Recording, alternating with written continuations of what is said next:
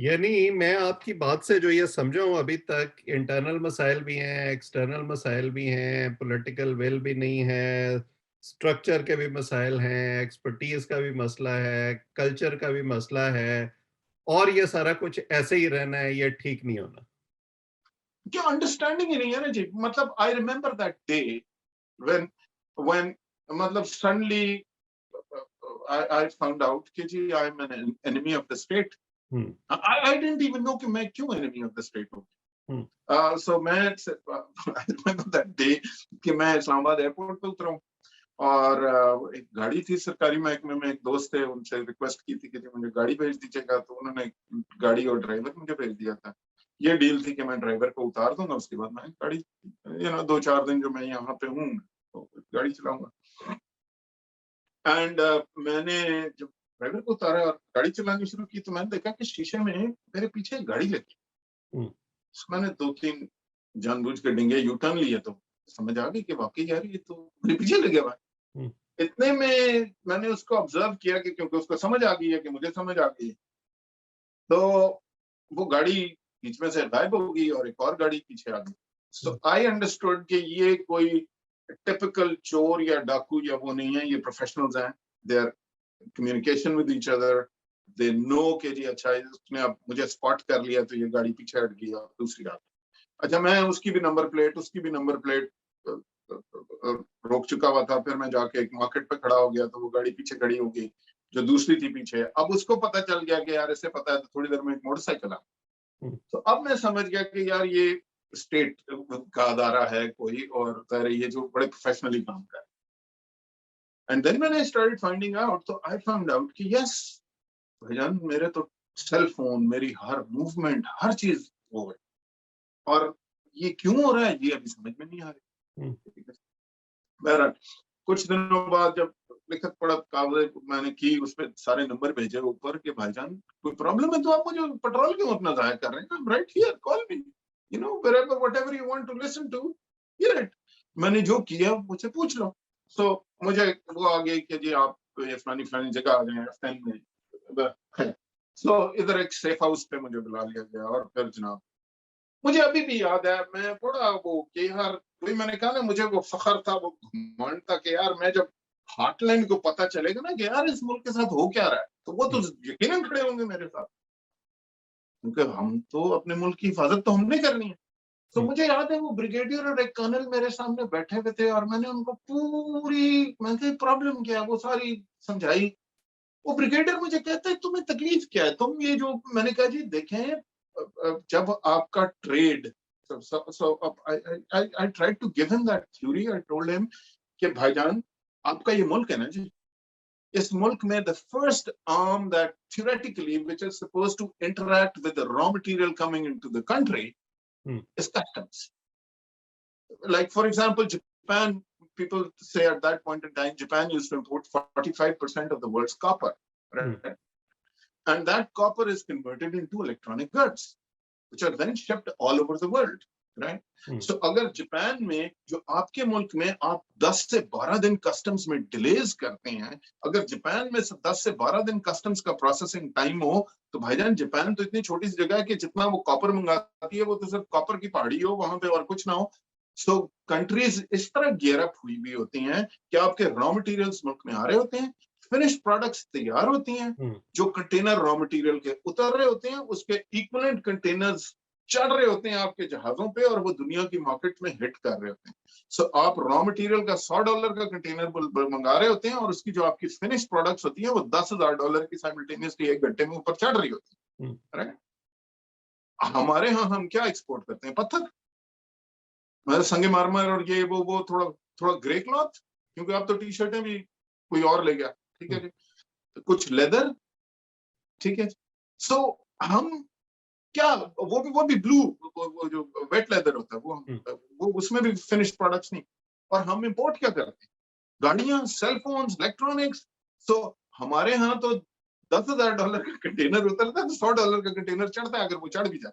Hmm, so I try to explain to him कि unless, और फिर the first arm of your state which interacts with raw materials coming into the country and takes 12 to 15 days ये inventory सारी ports पे पड़ी रहती है, तो आपकी इंडस्ट्री कैसे चलेगी? और उसके बाद जब ये फिनिश होगी प्रोडक्ट और फिर ये एक्सपोर्ट में जाएगी, तो फिर ये आर्म ऑफ द स्टेट फिर उसको पकड़ के बैठे। So by the time your product hits international market, अगर कोई इतना पागल का बच्चा है भी के इंडस्ट्रियलिस्ट जो बिजली के बावजूद, जो के पेट्रोल के रेट्स के बावजूद, जो स्ट्राइक्स के बावजूद, जो लैक ऑफ ह्यूमन रिसोर्स के बावजूद, अगर आपकी कोई प्रोडक्शन कर भी रहा है, तो by the time he's leaving the country, he's already too expensive for the world. Because जितने दिन आप उसकी इन्वेंटरी रॉ मटेरियल्स खड़े रखेंगे, उतनी उसने एक्स्ट्रा इन्वेंटरी मेंटेन रखेगा, फिर वो डेमरेजेस देगा, फिर बैंक के पैसे देगा। अच्छा, मैंने कहा कि जनाब आपके मुल्क में ना फॉरेन इन्वेस्टमेंट होगी ना कुछ नहीं होगा। तो यहाँ पे तो ब्रिगेडियर साहब बहुत गुस्से में आ गए, कहते हैं हमें आपसे प्रॉब्लम नहीं है, we don't need foreign investment. Do you understand what foreign investment means? Foreign investment से ही तो ये सारे जो हैं, ये क्या नाम है, ये एनजीओ चलते हैं, और ये इससे हमारे मुल्क में जासूस आते हैं। यार भाईजान, जो काम तुझे आता है तो वो क्यों नहीं कर लेता यार? They have zero understanding and yet, so वही मैंने कहा ना कि आप किस से लड़ेंगे मेरे भाई? ये बड़ी वैसे मजेदार बात है, अब ये जो नई पेंडोरा लीक्स आई हैं कि वो फॉरेन इन्वेस्टमेंट मुल्क में नहीं आने देना चाहते, लेकिन वो खुद फॉरेन इन्वेस्टमेंट्स करते फिर रहे हैं। तो जाहिर है, देखे ना, आप अगर आप 100 रुपए मुल्क में रखेंगे और वो आज $1 है, तो वो तो बैठे बैठे 8 आने का हो जाएगा। आपके 100 रुपए 50 रुपए के हो जाएंगे अगर आप उसको मुल्क से बाहर नहीं निकालेंगे और डॉलराइज नहीं करेंगे। तो आपको तो अच्छी तरह पता है कि भाईजान मैंने तो पैसा मुल्क से बाहर निकालना है, राइट? और वही मैंने कहा ना जी, मैं तो ये सिर्फ रिफॉर्म्स की बात या टैक्सेशन की या कलेक्शन की बात नहीं कर रहा, हम तो बॉर्डर्स पे भी पोस्टेड रहे हैं। मतलब आप ये देखें ना, आप मुझे ये बताएं कि okay, now another reason for taxes issues is कि जी आप जैसे ही इंपोर्ट्स की अगर हम बात कर लें कि आप उस पे टैक्सेस थोड़े से बढ़ाना चाहते हैं, तो ट्रेड फौरन आपके गले आ जाता है। वो कहता है जी आप यहाँ पे जो टैक्स बढ़ा रहे हैं, तो ये सारा जैसे यहाँ पे टैक्स बढ़ेगा तो आपका सारा सामान स्मगलिंग में आना शुरू हो जाएगा। राइट, ठीक है। वो आप जिस चीज पे अगर टैरिफ्स थोड़े से बढ़ाएंगे तो वो चीजें डाइवर्ट हो जाएंगी और वो स्मगलिंग में बॉर्डर से आना शुरू हो जाएंगे। अब वो स्मगलिंग में कैसे आती है? बॉर्डर से क्या उड़ के, तो हवाई जहाज से तो कुछ नहीं आता ना, ये ट्रकों में ही आता ना, भर भर के माल। बिल्कुल। So whether things are leaving your country, food grain, fertilizer, मतलब चमन पे तो मैं पोस्टेड रहा हूँ ना। आप अगर आपका कोई दोस्त है तो बल्कि अगर कोई ये प्रोग्राम भी सुन रहा है तो उसको अपना एक ईमेल एड्रेस नीचे दे दें, उसे बोले भाई जरा, लिटरली मेरी तरफ से पैगाम है कि भाई अगर ये कोई देख रहा है और चमन वाले हो, जरा एक कुछ तस्वीरें खींच के इस ईमेल एड्रेस पे भेज देना, कल सुबह आपको आ जाएंगी खुले आम यहाँ से फर्टिलाइजर, दालें, चावल, फलाना, रोज एफसी क्लियर करवाती है अफगानिस्तान, हर ट्रक पे पैसे। ठीक है, ये जो आपके जर्नैलों के नाम आ रहे हैं एफसी वालों के, तो क्या बलूचिस्तान में क्या मतलब सोना होता है, क्या होता है? कुछ नहीं होता। ये बॉर्डर पे कंट्रोल सिर्फ एफसी है ना, 16 मील तो बॉर्डर पे एफसी है, तो वो सारे पैसे स्मगलिंग से कमाती है। न सिर्फ ये कि जी वहां से जो चीजें मुल्क में ला रहे हैं उस पर कमाती है, उसमें ड्रग है, उसमें वेपन है, उसमें हर चीज है, टीवी, एसी, फलाना, ये छोटी मोटी चीजें तो है ही है। प्लस यहाँ से जितना फूड ग्रेन और वो मुल्क से बाहर जा रहा है और फर्टिलाइजर मुल्क से बाहर जा रहा है, जिस सब पे गवर्नमेंट सब्सिडी दे रही है, उस पर भी एफसी पैसे लेती है। तो अच्छा, अब अगर आप ये बोलते हो तो फिर बोलते हैं जी आप तो मुल्क के दुश्मन हो, आप तो सीआईए के एजेंट हो, आपने पैसे लिए आप मुल्क से बाहर बैठ के अपनी फौज पे भौंकते हैं। मतलब मुमकिन है ना अभी हम मार्फत के उस मकाम पे ना पहुंच सके हों जहां ये समझ आती है कि ये करने में कौमी सलामती जो है वो कितनी ज्यादा महफूज होती है।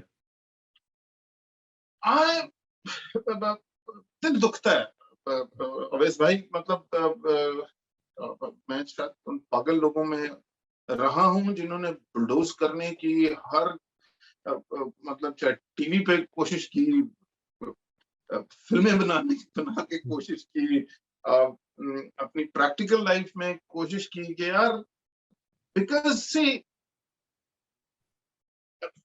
the country is its people, and when you go out there Quetta में मैं देखता था और कराची में आप देख लें, यार फूलों जैसे बच्चे होते हैं और कैसे टूटे हुए जूते उस सर्दी में बेचारों ने पहने होते हैं और वो प्लास्टिक की चप्पलें पहनी होती हैं और क्या क्वालिटी ऑफ लाइफ है। Hmm, these people deserve to live. Hmm, या कराची में आप देखें गर्मी में, सर्दी में आपको या फूल बेचने की कोशिश कर रहा होगा या आपकी गाड़ी का शीशा साफ करने की कोशिश कर रहा होगा कि तू 5-10 रुपए मुझे दे दे। You know, somebody owes something to these people. Hmm. But well, बिल्कुल, ब बॉटम लाइन है ना, वो वही है जो मैं हमेशा कहता हूँ कि वो लोग जो मैटर करते हैं उनको परवाह नहीं है, और जिनको परवाह है वो शायद ग्रैंड स्कीम ऑफ थिंग्स में मैटर नहीं करते। और फैज़ साहब ने तो कोई 40-45 साल पहले कहा था कि मुझे फ़िक्र ये नहीं है कि ये मज़ीद ख़राब ना हो जाए, फ़िक्र ये है कि ये ऐसे ही ना चलता रहे। इतने साल तो ऐसे ही चलता रहा है और ऐसा लगता है कि अगले 40-45 साल भी कम से कम ऐसे ही चलेगा, क्योंकि जिन्हें इसको ठीक करना है वो पार्ट ऑफ सॉल्यूशन नहीं है, पार्ट ऑफ द प्रॉब्लम है। आज की गुफ्तगू से मेरा ख़्याल है कि जो हमारे सुनने वाले हैं उनको कम से कम ये अंदाज़ा ज़रूर हुआ होगा कि जो गुफ्तगू वो सुनते हैं, जो दावे सुनते हैं, तो बिहाइंड द सीन्स क्या हो रहा होता है जिनकी वज़ह से ये मामलात ठीक नहीं हो सकते। आपके वक़्त का बहुत शुक्रिया, जो लोग इसको देख रहे हैं उनका बहुत शुक्रिया। इस गुफ्तगू को हम आइंदा भी जारी रखेंगे। अगर आप चाहें तो चैनल को सब्सक्राइब करें ताकि ये गुफ्तगू आइंदा भी आप तक पहुँचती रहे। आज इतना ही, आप सबका बहुत-बहुत शुक्रिया।